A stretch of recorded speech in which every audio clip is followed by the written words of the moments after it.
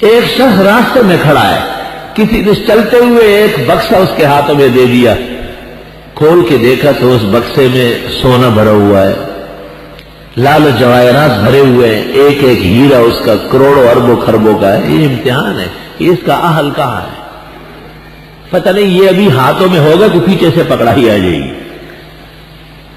اس لیے فقہاء نے لکھا ہے کہ راستے میں اگر کوئی چیز ملے تو نہ اٹھائے،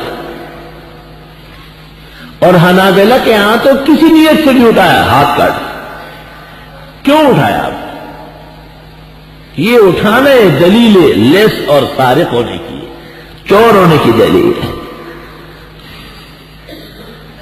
امام اعظم ابو حنیفہ نے اس میں تفصیل کر لی کہ اگر چیزیں خراب اور سڑنے والی ہے تو اٹھا لے اور خود نہ استعمال کرے، دوسرے کو دے،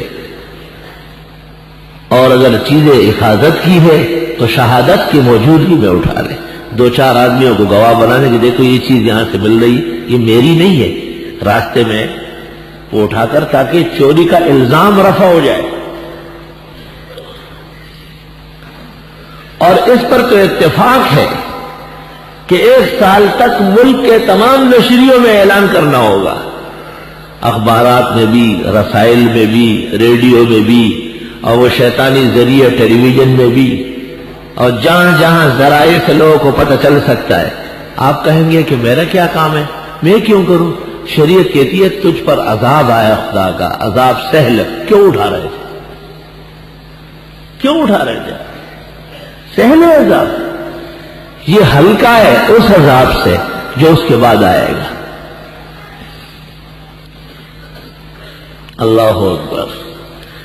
دوسرا قول امام بخاری وغیرہ کا یہ ہے کہ 3 سال تک اعلانات کر دیں، اور تیسرا قول سعید بن المسیب کا ہے، وہ کہتے ہیں عمر بھر کے لیے اعلان کرنا، ساری زندگی کرنا۔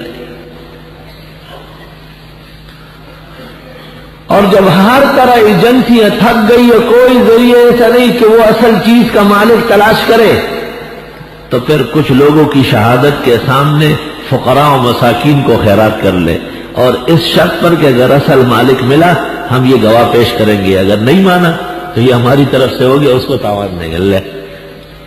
بھاگتے بھاگتے بھی پیچھے نہیں چھوٹتا،